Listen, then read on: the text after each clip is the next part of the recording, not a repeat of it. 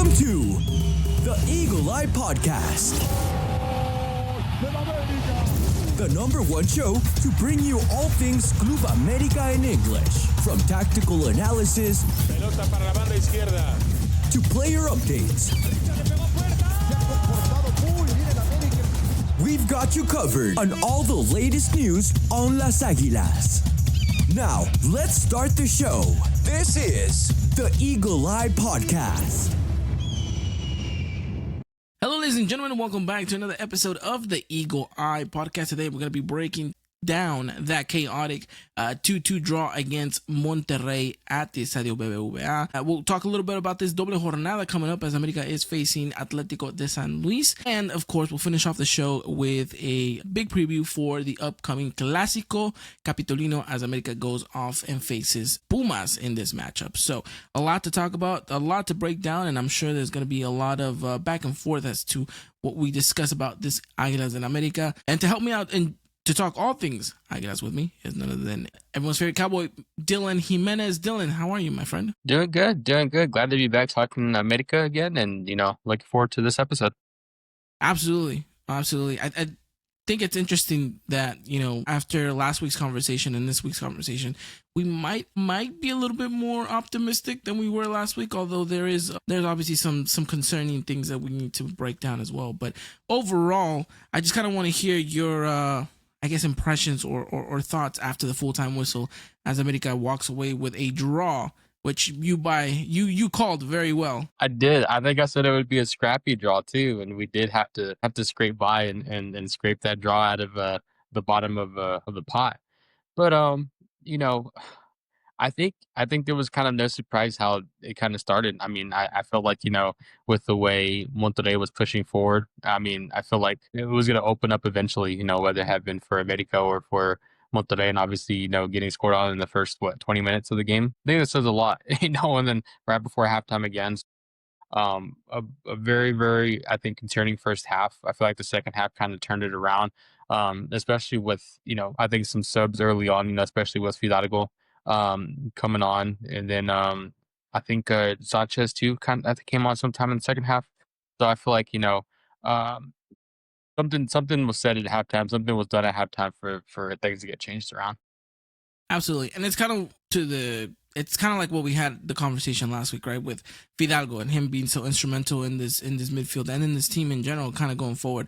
Once he stepped onto the pitch, things started to move a little bit better for América. Although it wasn't to say that América didn't create their chances, right? I think everyone that has been on Twitter or anyone that has been anywhere in social media has seen that Allan Saint-Maximin has been the talk of the town continuously, right? We said that he didn't have the best Clásico, but he came into this game and actually stepped it up a little bit, right? He played the full 90 minutes, I believe. Let me double check that before I get canceled for saying the wrong information. But yeah, there you go. Played the full 90 minutes, which is huge. It's his first full 90 minutes, and I think this is important for him to kind of get that under his belt. He was impressive on the ball. He was making things happen. And there was a couple of passes that he made that and didn't end up going to nobody, but I think that's because nobody actually made the run. And I think he's a very smart player, and he reads the game very well. And I think once we find him an actual number 9 to pair well with, whether that's Zúñiga needing a little bit more time to play with him, whether that's Buffalo Aguirre, which we'll talk about him, he got himself a goal, or Henry Martin when he comes back. But he needs to have that central 9 in there to find and give the ball to, and I think we'll see a lot more goals for América. But yeah, Saint-Maximin, I think, had a phenomenal game in that sense.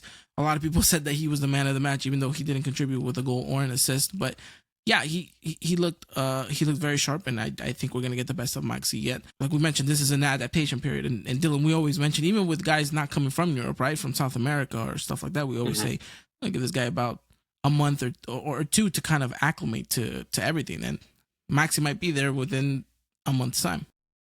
Yeah, no, I think you can even argue probably even sooner, especially with his first minutes with the club. 2 goals in his first 2 appearances. I think it goes to show too with 90 minutes where he stands physically in terms of him being fit. So I think that says a lot too, especially like you kind of mentioned, I've getting acclimated to the league and then playing with the club too as well. Yeah, and then kind of circling back to what we were talking about with Fidalgo and Chiquito Sanchez. Like this midfield at first, when you first look at it and when you saw the starting 11, you were kind of poking your hand thinking, this is a little worrisome, right? You have you don't have Chiquito there at all in the midfield, right? You have Israel Reyes, and then you have Allan Cervantes. Allan Cervantes was someone that we expected to start because we needed a disruptor in the midfield. But I just don't think that, Israel Reyes does the same thing as Álvaro Fidalgo does, right? I mean, obviously, comparing apples to oranges here. But Didn't the last episode, didn't we kind of contemplate throwing Israel out there? Yeah, we did. But I think we always thought it's either going to be Isra or Cervantes playing in that midfield, but not necessarily them together. And it showcased that it can't work. It just can't work with both of them in that midfield. And then I guess the biggest kind of, not a red flag, but kind of the biggest name shocker that was in that starting 11 was Alexis Gutierrez playing in that number 10 role, which, honestly, I forgot he was playing with us. He hadn't featured in quite a while, and then for him to get the start against such a big rival, right? No, big ass, yeah. It was interesting, but he played to his limitations, and I think he played to what André Jardine wanted to, but he just wasn't impactful enough, and so it just he goes played to show. decent. I'll give him some credit for what he did, especially for what was asked, especially against the team that they were playing. So I think he played pretty decent. Yeah, and his understanding with Maxi on one side and Sendejas on the other wasn't always going to be the most perfect, right? Especially because of the fact that he hasn't been playing with the team so long, or with these players regularly in a starting 11 role. And then Zúñiga up top, which I think was obviously the right call to make. We wanted to see that as well. Again, it just seems so unfortunate that he has another one of those games where you kind of want to say he wasn't that good, but you then kind of dig deep, and maybe if you watch the game all over again, he's not getting service. He's having to chase down the ball a lot more than he's actually getting the ball on his feet. I feel bad for our number 9s. I feel like we don't necessarily play to their strengths, and I think Zúñiga has just been a victim of like poor creative midfielders in our starting 11. It's not Henry either that's out there. I think it's a different story if it was Henry. Because I think Henry was the one to see that hustle and chasing the balls. Open up play a little bit too with the midfielders, because I think that's how they understood each other. But with Zúñiga, it's different. It's a player that again, like you said, hasn't been here for a while. It doesn't really, might not mesh well with the team. I mean, you would think, at this point he would be, but I mean, Maxi's gone so much further and better, and so it's just kind of wondering, what's the holdup, what's lacking, what's missing, what needs to be said to get his confidence up. Yeah, honestly, a goal. I think a goal would do him a world of wonders. Which hopefully, I mean, we'll get to the América San Luis game, and I'm not too sure if he's going to start that game, but I'm sure he will see minutes. Hopefully he can bag himself a goal. Obviously, I saw that Atlético San Luis is no easy task, as we'll discuss their form in just a moment. But going back to this Monterrey game, I think the first opening 20 minutes, like you mentioned, was frustrating because obviously you concede, but you concede in a way where Monterrey has all the momentum going forward at the beginning. And it's not until América gets scored on that they settle down and start moving the ball better. They start organizing themselves and they start dictating the tempo with the ball. I just feel like if you would have had that kind of impact from the beginning and you would have been tighter in defense, maybe Monterrey doesn't score that goal, or maybe doesn't score the second goal. Obviously, the first goal is a little bit more of a rebound in the box off a corner kick, but it always felt like Monterrey's goal was coming no matter what, and América just had no answer, right? And you circle back to this defense and you think, where are the faults at, right? And it's unfortunate that Dagoberto's injury is as severe as it is, because I think it sucks to have to lose a player in such an important game as well, and that was playing a good matchup, a good season in general. But it's unfortunate, and now Dagoberto, like we mentioned, updates on him, he's going to be out for almost a year. Yeah, that's no joke too with his injuries. It's going to be missed, and it's just, I've already kind of mentioned it too. I know this is kind of a little off topic from the Monterrey game, but I think it goes to show too that, because I don't have confidence in Kevin. I think we should move on from Kevin. I was kind of giving him this season to see what he does, Kevin, but it's just from the little that I've seen from him, it's just already made me mad enough. I'm just like, it's time to let this guy go. I mean, he's not the player he was whenever he first started. Then he got injured, and like he just never really bounced back from that. Yeah, what's going to be interesting is how we go going forward. Is Kevin going to be the automatic starter, or do you see kind of Israel Reyes play that right back role the way he did in that Bicampeonato tournament? Yeah. So it'll be interesting. But overall, I mean, I've seen some pretty hot takes on Twitter saying that Monterrey were the clear and obvious favorites for this game, and they played like that. I'm not quite so sure Monterrey, kind of ran us out of the pitch the way that people kind of want to interpret this game. I think if this game ends 2-0, maybe they have some merit, but I do think we played much better than to what the result gave. Honestly, if the referee doesn't, for some reason, end the game 2 minutes before he said it was supposed to end, I think America may even had a chance to win it all, Dylan. I can kind of see the argument for the first half, maybe. Yeah, for some reason, this game I just played 45 minutes. Like, I think sure, like, I'll give that to you. But if you look the full 90, I mean, I think the second half was totally different. I feel like America woke up, and had more chances, made better chances in the second half than they did in the first half. Yeah, absolutely. All right, well, let's talk about the biggest talk of this matchup, and that was Ramón Juárez. Obviously, back into the starting 11 after us pleading for him last week on the podcast. And my God, did he take his chances? I mean, he looked good in defense. I think maybe in the second goal, you maybe question a little bit of that communication with the center backs, leaving so much kind of space for Canales to run into. Of course, I forget who was the man kind of leading him on the side. I want to say it was Borja, but I could be wrong. Still, though, I don't put that blame 100% on Ramón Juárez, although there needs to be better communication just in that back four in general. But he looked solid. He looked confident. He looked like he was up for the task. And I mean, what better way than to demonstrate it than to get the equalizer at the end of the game and to add a cherry on top. You win a header on the legendary Sergio Ramos to the man who's known for winning all the headers. So I mean, nothing but praises for Ramón, right? Yeah, it's just I don't know what more you could have asked from him in a game like that. It's a big game to me. I think a little bit of a turning point in the game, like because we're a little past that halfway point. Now it's just kind of it feels like in a sense like it's make or break. Who's going to show up and show out, and Ramón Juárez, realized that the spotlight was there, but it didn't let it get too big for him in his eyes, and I think the praise that we give him is warranted because he's earned that, since, he's stepped onto the pitch every time. Absolutely. And look, I mentioned this last week when we were talking about Ramón Juárez. He bleeds Club América, right? And he even said it in his interview afterwards with Gibran Araige that, he's just the reason why he was able to win that header was because that, he bleeds Club América, that Club América is everything for him. And so that love and that passion and that drive he has for this team is what, fuels him to go out there week in and week out to play to his best. And honestly, you need a player like that, right? Not just the fact that he's from the academy, and obviously that helps, but for someone who has that fire, who understands and who knows what this club and this institution is all about, and that is willing to go and die for the club, theoretically, even for just a league matchup, is huge. And so I don't think we've had a canterano like this since the likes of, and this might be a hot take, but it's maybe since the likes of Cuauhtémoc Blanco that has come out and kind of representative and put himself kind of as an Americanista. So I don't know if that's a hot take to you, Dylan, but I think the route maybe back, I haven't seen someone with that passion and that drive. Obviously, we've had the likes of Raúl Jiménez, we've had the likes of Diego Reyes, the Linus as well. Edson. Maybe Edson Alvarez, yeah. Maybe Edson Alvarez, that's where my mind went first whenever you were saying that. You said Cuauhtémoc, and I was like, oh, you can go at Edson, maybe. Yeah, like you didn't have to go so back.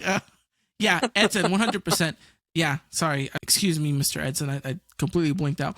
But yeah, and it's nice to see someone come out of the ranks like that. Obviously, he's a different type of player, right? He's not going to be an Edson profile, but he's a center back, right? And I know there's so many comparisons to Ramón Juárez and Capitan Furia, Mr. Tena himself. And I mean, you just can't help but to feel like, yeah, this guy might be the next reincarnation of Alfredo Tena, but we'll have to wait and see. But I like him. I like him a lot. And we've talked about his limitations to his game, but I think as as the years progress, not only will he be America's number one starter in defense, but I would dare to say he will be America's captain. Oh yeah, I can definitely see that too, especially whenever you're getting compared to Tena too. It's just obviously like you see some of the players who come up from his wings ranks, like you said, from the Cantera, and it's just like we want you to stay, but he probably has the aspirations obviously to go to Europe too. So Yeah. that's No, absolutely. that's gonna be the better sweet part too. Yeah. And he has all the capabilities of it, right? And look, he can even sneak into this roster for the World Cup coming up. So I think he has everything going for himself, right? I think he needs to continue to establish himself. And honestly, right now, he has the starting 11 locked in. It's up to him, though, now to keep it in his hands and not let go of it. And we'll see if he's capable of doing that. And because if he is, then he's the player that all of us expect him to be. 100%. Alrighty, well, that was America versus Monterrey. Honestly, it was a frustrating watch. I was not happy at all, especially after that second goal went in. I was just furious. Absolutely furious, because I'm just like, why are you playing like this? And I felt like, and I told you guys, we were going to take belt to butt with Monterrey if we kept playing the way that we did. And it felt like it after the second goal. There was just no response. And then, like you mentioned, substitutions were made at halftime. I think we have to applaud Jardine for that, right? He made the right decisions, moved his pieces correctly. And like I mentioned, if things turn out a little bit different, if we get a little bit more at a time, if maybe one of Maxi's passes finds a better runner, this game completely turns on its head. And I mean, if we're talking about a 3-2 comeback victory, I mean, tabloids are running with it as America's the ultimate favorite for this one. But yeah, America versus Monterrey. Do you think we saw a preview of the final? That's what a lot of people are saying, that this was a preview of the upcoming final. I would think so too. I mean, obviously, we want America back in the final, especially revenge after losing out on the Tetra. But I feel like, that was it right there. And look, I understand that Monterrey has a very good, solid squad. But Monterrey's Monterrey, and they sometimes find a way to fumble it in Liga. Honestly, if you're asking me who I prefer to have in the final, if we were guaranteed to play in the final, I would want Toluca. I want our league back. I want our chances to get revenge. And that would be ultimately the ultimate candidate to face. But I want to see a different final. I mean, obviously we've played Monterrey a couple of years already in finals. If we don't get Toluca this year, I don't know. I'd just like to see a new person in the final against America, but we'll see what happens. Right? All right, then anything else to add before we wrap up this segment? No, just I guess really again kind of touched on that, but really loved seeing the team fight to the end. I mean, because it didn't really seem like there was much in the first half. So a good second half. I think a lot of positives to take away. Again, if it didn't end too soon, I kind of smelt that third goal coming, to win it. But alas, I'm not the ref, and I don't think I would want to be the ref at that point. Yeah, I don't know either why he finished it so quickly. And it's, from my understanding, it's a minimum of added time. So that's a minimum you give, and then you can add more to it if you need to. But not like, this is the max I'm going to give. I get to call it whenever I call it. You probably think Carniazal get to. Probably. And he was in Monterrey, so that would make sense. So we'll see. But yeah, very good fight from the team. And of course, very good, solid point to get away from a very tough stadium. And hopefully this team can continue to build on what they dropped off against the Clásico. So we'll see what happens. All right, coming up, we're talking América versus San Luis, doble jornada. Should be an interesting one. Americanistas, today's episode is brought to you by Tom's Watch Bar, the official home of Club América in the United States. Every game this season will be streamed at Tom's Watch Bar. That's right, all the games, all the time, meaning you'll always have a place to catch our Águilas in action. So make sure to head over to your local Tom's Watch Bar to experience an América game like never before. Visit tomswatchbar.com/events for more information. Thank you to Tom's for sponsoring today's episode. All right, Dylan, you ready to talk doble jornada here with me? América versus San Luis. Another road game for América. We just traveled from Monterrey, and now we're on the bus once again. This time we're off to San Luis Potosí. How you feeling? I'm feeling pretty good, actually. I think after seeing, again, a little bit of a comeback. I don't know if you really call it a comeback because you went obviously, but to be able to scrape by, with that draw, again, a lot of good takeaway. I feel really good, especially where this team is at. Obviously, I think question marks around that right back spot. What's going to happen, especially since Roberto's out. especially for this whole year. So a lot of question marks there, but nonetheless, I feel really confident, especially with the likes of potentially Fidalgo returning to the starting 11. So I think we're feeling pretty good right now. Absolutely. And look, this is not going to be one of those easy matchups, right? Even though we've had tendency to have good luck in San Luis, although with, I guess, an asterisk on that one time we played them at the beginning of the season after winning the Campeón de Campeones, and we ended up losing, I think, 2-0 or something like that, or 1-0. I can't remember. So. But, I mean, returning back to his old stomping grounds, I'm sure this is going to be a very emotional game for him as well. And look, Atlético San Luis is no pushover, right? They've had their difficulties throughout the season. I know they're in 10th place, but they're coming off a really good result against Santos Laguna, right? One thrashing on the road for them. So they're coming on with a big old high. And technically they're undefeated in the last 2 games since they drew against Tijuana. Again, it's one of those things where you have to look at it and say there's no such thing as an easy game in Liga MX. You have to go out there and perform and give it your all. And look, these are 3 important, super important points for América to get on the board here. Look, the people that are fighting at the top, they're not letting up for nothing, right? And even though América has only lost 1 game, they sit in 4th place.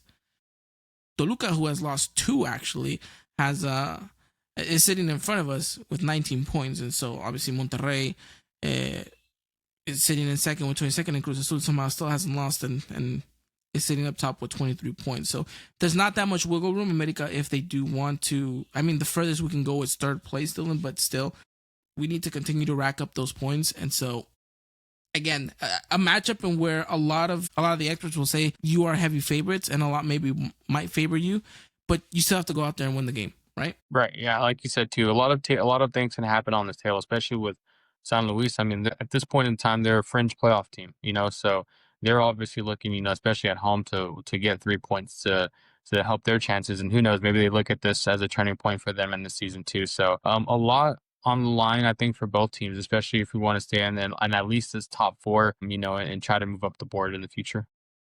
Yeah, and look, they're coming in with the league goal scorer, right? I mean, Joao Pedro Geraldinho with 8 goals.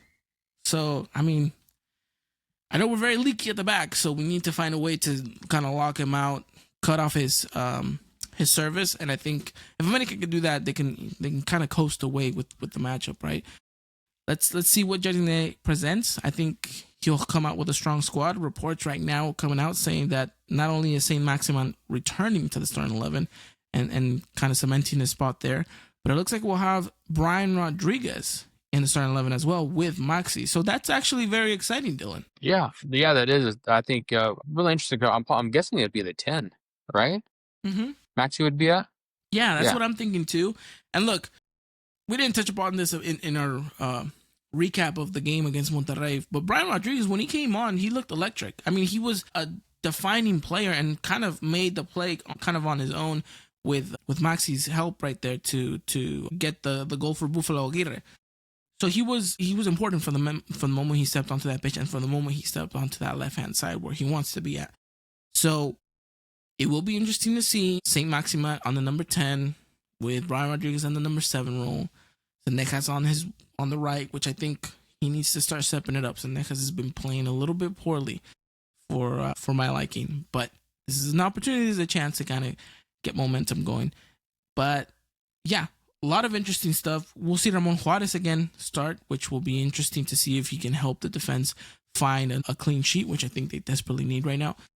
But overall, I think we feel confident that this team is capable of walking away with 3 points. It's just managing the game properly and I guess not making silly, cheap mistakes. No, yeah, 100%. I mean, again, like I kind of said, it won't be easy. I mean, no game in this league is easy, but I think it's still a manageable 3 points to get. It's 3 points that's needed too at this point. Absolutely. So this is a must win and a must 3-pointers against a rival that I guess many people will say is not up to par with America's squad. But still, go out there. Don't play with the assumption that you've already won this game just because you're América. Because then look what happened in the Clásico. You just can't give your opponent that luxury to think that you're coming in already thinking you've won without even stepping on the pitch, which is ultimately detrimental to what the game plan is. Hopefully, we'll see an América victory, and if it is, then fantastic. What are you going with prediction wise? The scoreline? Yeah, I'll throw you this one, Ivan. I'm feeling really good. Maybe some people you might say too good. Some people might say too good, but I'm gonna go with a 2-0 win. 2-0. That's great. That's honestly the perfect result for me in this one, right? You get yourself a couple of goals, you bag yourself a clean sheet, you walk away feeling good. Obviously, going into a Clásico, you need something like this to kind of elevate you. So 2-0, I'm loving it. I'll go one step above you. I'll go even more optimistic. I'll go even crazier. I'll go 3-0. Ivan, how do you think you're gonna go 5-0? Well, I was thinking about it, but I was like, wait, well, hold on. Let's slow it down here. But yeah, I think, look, ultimately a victory is a victory. I mean, if we walk away with a 1-0 result, 3 points added to the board, it's crucial at this point. You're at that stage where you can't take a wrong step.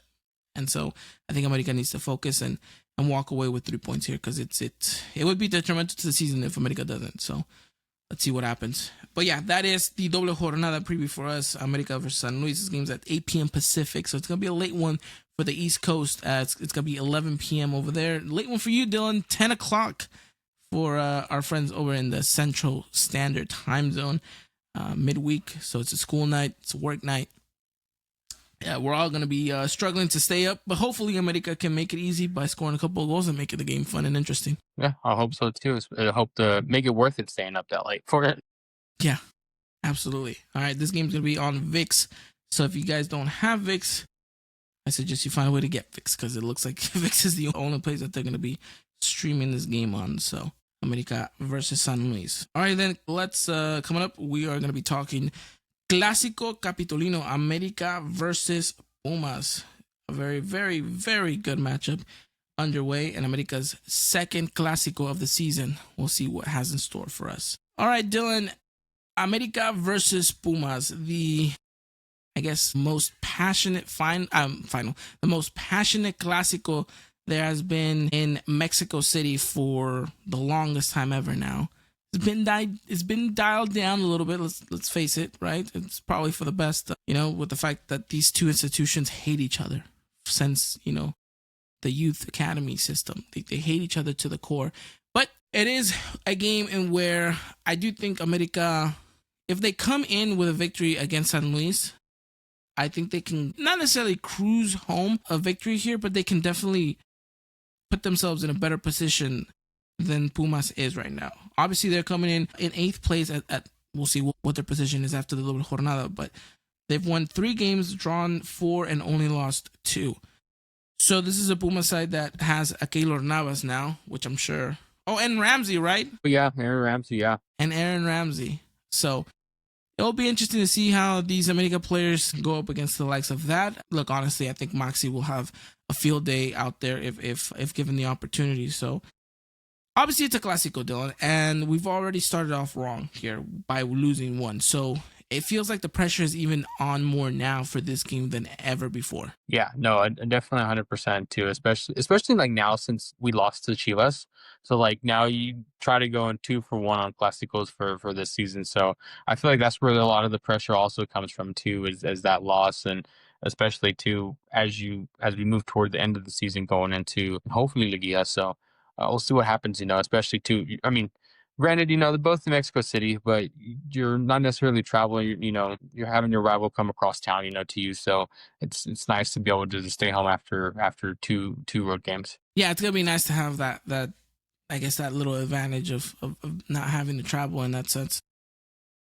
You mentioned it, right? It's a 2 for 1 in this situation, and it's unfortunate, but it's the one thing that, as an America fan and as an America player, I think you understand is that every Clásico is a must-win game. Obviously, every game of the season is that, but this is kind of tenfold in that sense because it is your most hated rival across, across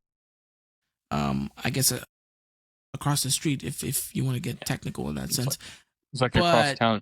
Across town, there you go. Thank you. I was blanking out there. But yeah, look, in these type of games, we have certain expectations. I think we've had certain expectations from America for the longest time now as to how we want them to win, how we want to see them win, and all that good stuff. Lately against Pumas, it's been wishy-washy. Either we have a phenomenal game or we have a stinker where we barely either salvage a point.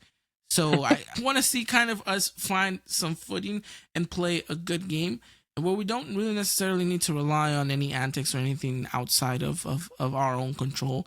to walk away with a result. Now, I get it. This Puma side has looked a little bit better than years past. But again, I'm going to reiterate this because I've said this against Chivas, and it was very much true, and I'm going to say it against Pumas. It's a Clásico. It doesn't matter how you're coming into this game. A Clásico is a Clásico. It's who wants it more at the end of the day. And I want to see an América side that wants this game so much more, so much badly, especially after losing to Chivas at home as well. So this is a way to kind of, not necessarily kind of patch your wounds from the Clásico Nacional, but it's an opportunity to kind of, make amends in a sense for the mistake that you did 2 weeks back. Yeah, and I think this will be a little bit of, not really a little bit, I think it will be an interesting game, to see on the pitch because, if I'm not mistaken, I think the past 3, there's at least been 1 red card whenever we play Pumas. And I think in the past 5, each team's gone 2-2-1. So 2 wins, 2 losses, and 1 draw. I think we're set up for something entertaining too in terms of, getting good football, right out on the field too. And I think this is a good showcase, like you kind of mentioned, Ivan, and to make some amends, because this is a Clásico, we need to go out and win, especially if we're going to come off a good win against San Luis midweek. Yeah, and we mentioned the fact that obviously this is a Clásico, the fact that we're at the point of the season where really there's no chance for any error, no chance for wiggle room, and you just need to continue to build on it, build on form, build on it, keep going, keep pushing. Because if I'm looking at the calendar correctly, yeah, we have Santos, which I guess quote unquote could be an easier matchup, but I think Santos has been all over the board that you just don't know what you're gonna get with them. You can get the best of the best, or you're gonna get the worst of the worst. We'll see. And then the biggest matchup I think is obviously that game against Cruz Azul, which is on the road. Which is funny enough that we're gonna be going to Pumas Stadium to play Cruz Azul in that game. But obviously that's going to be after the international breaks. Again, a lot of stuff going on, which is crazy to think that we have an international break in about 2 weeks. So we need to start building up momentum as much as we can because we're going to start losing it again very quickly like that because of the break. So again, 3 points, super vital, super important. Now let's talk about the players, Jardiné himself specifically. There's something about Jardiné and Clásicos that lately just hasn't been connecting, right? I mean, we haven't seen the best football in a Clásico on the league side from an América side in a while now. I think the last time I can recall a good Clásico win in league play, I'm not talking about Liguilla, I'm not talking about Champions Cup, I'm not talking about all of that. The last really, really good Clásico that I can remember was probably the time we beat Chivas at home 4-0, which was the beginning of the Tricampeonato. Yeah, so that was a year ago. Yeah. Because we've always found a way to struggle with Cruz Azul, and we'll talk about that in a couple of weeks later. How Cruz Azul tends to have our number sometimes with how to play defensively.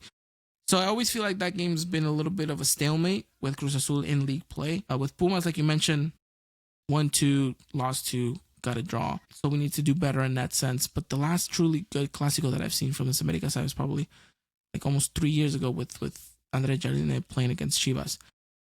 But I don't know. It's something about Jardiné and Clásicos. I don't know if people will agree with me, but I just feel like he doesn't. Now I know a lot of people are not going to agree with me because I don't have a better word to illustrate what I want to say. I just feel like he doesn't have as much passion when it comes to Clásicos. Sometimes I feel like he comes into them not necessarily timid, but with the idea of we're not going to be we're not going to overextend ourselves. We're not going to be super flashy. We're just going to go out there with this game plan, kind of not grind it out, but just kind of play to our games and see if the team folds. I don't know. I want to see more fire, more of kind of that. It's a Clásico. Go out there, boys. Play it to everything that you got. Kind of not necessarily chuck the tactics book out the window and just go out there with passion and flair and hope that that's enough to win you the game. But I don't know. I want to see more of an intensity from the manager to then have a more intense team out there on the pitch. You feel like he just sees it as kind of just another game, not how it's labeled. Yes. Which I think, I mean, to some people they would be like, yeah, that's fine. I mean, league play, it's just another game. But I don't, as an América coach, I don't think you can do that. I don't think you can have that option of being like, it's just another game, lads. Let's go out there and just give it our best and type of stuff. No, like you have to motivate. You have to tell them like, hey, it's a Clásico. And you have players out there like Ramón Juárez that understand, especially him, what this game truly means to the history, to the fans, to the players, to the youth academy. So I want to see a little bit more of a fire under Jardine and a little bit more of a fire under this team. So I don't know. Will people agree with me? I'm not too sure, Dylan, but that's what I want to see. I wonder if it has to do with kind of like you said, like how did you put it? Like, well, it's not downplayed, but like, you know, like the culture like behind it and like the intensity of the games has gone down. I mean, because, you know, when I was getting into following the club, you know, I didn't really see that, you know, like it was in like, you know, the 90s and 2000s and everything too. It just seems like that's whenever everything started kind of like to level off, you know. So like in a way, I get what you're saying, but like also I kind of feel like I'm on the side more, just a little bit more of, you know, like it's another game, like, you know, we need 3 points kind of thing in the season. It's because I mean, like, I just feel like the culture of these classicals has shifted a lot, you know, compared to how it was back. Yeah, no, I agree. I think we always argue about how washed down the Clásico Nacional is, right? How it's been kind of, you don't see the same intensity, you don't see the same fire. That argument could easily be made against Pumas too. I mean, what this game used to be to what it is today, I mean, if you would have told somebody back in the 70s or in the 80s, actually, like, hey, this game would be played the way it is today, they would be like, no, absolutely no way. We hate each other. There's no way we'd be cordial ever in any sense. Which is crazy to think, because obviously, I mean, not to say that I think America fans can now go into, say, ooh, wearing an America jersey and be fine, right? I'm sure they're still going to get heckled, but, you know, it was before it was a sin to even be in the vicinity with that intention. I mean, this is a game that has blood on its hands, actual blood. I mean, it's America fans and Pumas fans fought to the death back in the 80s whenever they played the final. And, you know, people died and stuff like that. And so it has gotten, I think, washed down for the right reasons and for the best of reasons. Because obviously you want this sport at the end of the day is for the families to enjoy and for everyone to enjoy. But you do want to see a little bit more fire, a little bit more passion. I mean, we'll see if we get that, obviously. But I know it's not wrong to look at this game like you mentioned, Dylan. It's another game on the board, a very important game where we have to get 3 points because we're at a very crucial stage of our season. But I want to see a little bit of passion where you go in there knowing that, yeah, all of that is true. All of that can exist. But at the same time, this game means a little bit more to us for a reason. And we got to go out there and kind of showcase it, right? Play a little bit harder, play a little bit rougher. I'm not saying go out there and, you know, get yourself a red card in the first opening 10 minutes. But, you know, don't be so much of a pushover, because we know how Pumas likes to play against us. Pumas likes to be very physical. They like to be a little dirty sometimes, and they try to kind of get under our skin in that sense. And so we need to understand, okay, we know how they're coming into play. We got to have some rough skin, and we can't back down. We have to kind of, you know, man up to the situation and showcase them that we're the better team physically and football and with the ball in our feet. And so we'll see. But what else would you add on? Just to, I mean, obviously you play the game in real life and on the pitch and everything too. But I think, you know, when you look on paper, I think we have a better squad. You know, I think we have the capability of winning. Obviously, we've seen, you know, this team start, you know, not on the best foot in the season, but, you know, again, I think we kind of over exaggerate a little bit because, you know, here we are sitting in 4th place, which I think if you tell us right now at this point, like our past love, like, hey, like, we're in 4th place, you know, at this point in the season, going to get up against San Luis and Pumas, we probably wouldn't believe each other. But, you know, this team has the capability of winning. You know, I don't see why we can't grab, you know, 6 points, you know, come, I guess, early Sunday morning per se, depending on where you're at, or late Saturday night. So yeah, I mean, that's pretty much it. You know, especially with getting Fidalgo back, you know, that's going to be huge. You know, starting 11, you know, Maxi, you know, getting all these minutes now, full 90 minutes, like we kind of mentioned against Monterrey. And, you know, seeing him getting the start again, you know, I think that really just shows where he is physically fit when it comes to his fitness, mentally too, I think. You know, so I think we have the right pieces. It's just, you know, keeping it together, keeping the gel there, and going forward and, you know, putting our best foot forward. That's exactly what we want to see at the end of the day. It's just get these players out there, let them play their game, let them do what they do best. And like you mentioned, on paper, I think we are the more talented side, and we need to go out there and demonstrate it. It's kind of going back to what we mentioned with San Luis. You can't automatically go into this game thinking just because we're the better team means we automatically won this game. There's still 90 minutes to be played. And so I think, with a good result in San Luis and a very good matchup against Pumas, and you get yourself 3 points, that's like you mentioned. In 1 week, you walk away with 6 points, and hopefully, things in the league go a certain way in your favor. Maybe you're looking at a second place spot. Yeah, there's a lot at stake. I mean, regardless, I know how I've always said too, going into the year that it's just like when you get hot too. But I think in some ways too, table position counts, and so I feel like having that home advantage, would be big for us in the future. It's huge, and I think we need to aspire to get to second place. I mean, first is ideal, right? But we've dropped a little bit of points here and there that I'm afraid we might not be able to catch up to first. But again, there's still plenty of games in the season where things can turn around and America can finish as first place. I mean, it's not crazy to say that America can go out here and win every single game from here on out to the end of the season and finish in first place, because America's done it before. So I guess it's this time will tell situation, but it starts off with this. It starts off with this week, right? A good result against San Luis and a good performance against Pumas. You mentioned a good couple of players that need to go and step up and have a good game. Obviously, Fidalgo coming back, making sure he stays healthy in this matchup more than just his impact. Maxi, again, getting that ball continuously rolling. I think if he can show out and ball out in a Clásico, that's going to boost him even more so than he already is. Cendejas too. I mean, boy, do you have to have a big impact in this one. Obviously, I know wearing that number 10 jersey is not easy, but it started off pretty well in the beginning of the season, and now I think he's kind of plateaued. We need to see a better Cendejas come out of the gates against Pumas. And so if those three can connect and have a really good game, it doesn't matter who you stick up front. I mean, for goodness sake, you can bring Monsumbito back and you can stick him up there, and I think America can still win this game in comfortable fashion. So it's just, if we can find the right triangle of players to connect and really be kind of the engine for this side with creativity and all that good stuff, we'll be more than in the driver's seat for this matchup against Pumas. Big question mark too going into the week is that right back spot. I wonder if Hardenay picks one game, like, okay, I'll start Kevin, the next one Issa, and then kind of go from there. I wonder what his plan is there.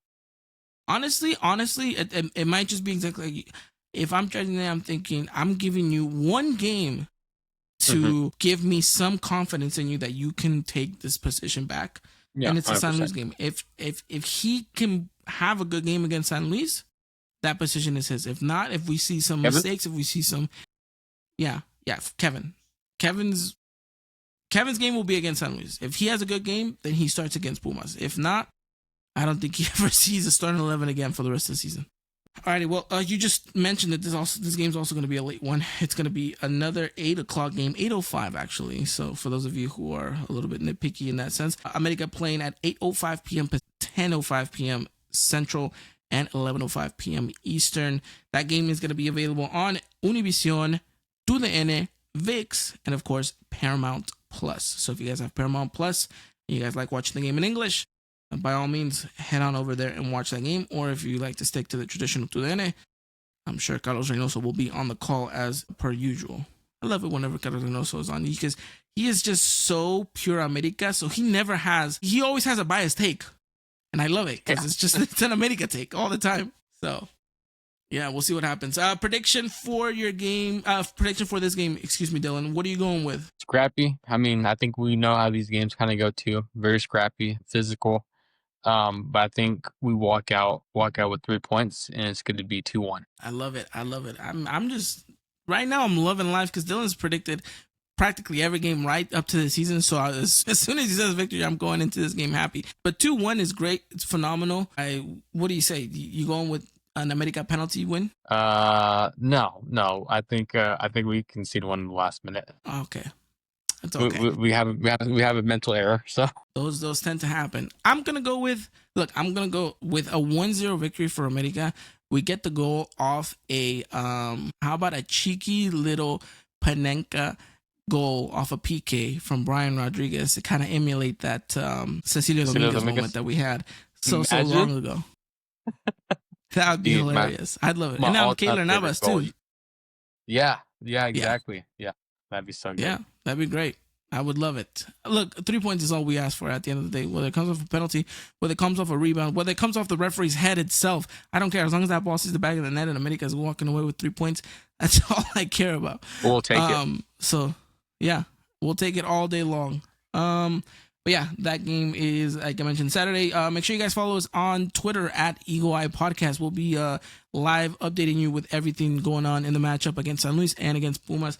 AJ, again, continues to do a terrific job at goals, gifts, and reactions. I'm sure he's going to have a good time with hopefully that Pumas game, and hopefully that San Luis game isn't a boring one, so that way he can stay up. It's a late one for him as well. All righty then. Dylan, anything else to add on? No, just feeling good. I feel like we're about to get in a good spot, so I'm feeling really good. Yeah, look, this could be the turning point in the season where America no longer needs to kind of look back, right? It's could be that point where you just kind of take off and keep on running. And, you know, these 2 games could be that important. So let's see what happens. Obviously, we're going in with some really good faith.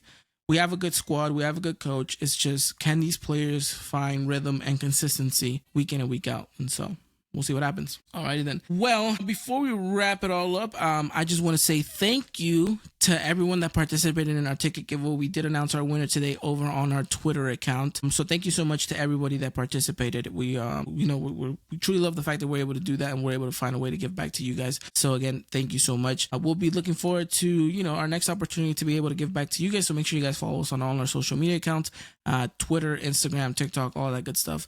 We'd love to hear back from you guys. So again, congratulations to our winner, who is, by the way, let me give out a shout out to our winner, because it's only fair, because we did announce this on the podcast first. So shout out to @GWolf1916 for winning the tickets again. For the Clásico de Mexico coming to a State Farm Stadium in Phoenix, Arizona. So congratulations to him, and thank you guys to every single one of you who participated. If you guys want to buy tickets for this matchup, make sure you go to SeatGeek.com for all that good stuff, and we'll see you guys in Phoenix in a couple of weeks. All right, Dylan, anything else to add on before we wrap it up? All good. Thumbs up. All righty then. We got a thumbs up from Dylan, so that means we're good to wrap it all up here, guys. All right, thank you so much, everybody, for listening to this, for watching this, and for following us. We continue to do our best to give you guys the best Club América coverage out there. So with that said, you guys have a wonderful night. Take care, and as always, arriba la América. Goodbye. Ladies and gentlemen, this was another production of the Eagle Eye Podcast, the #1 source for all things Club America in English.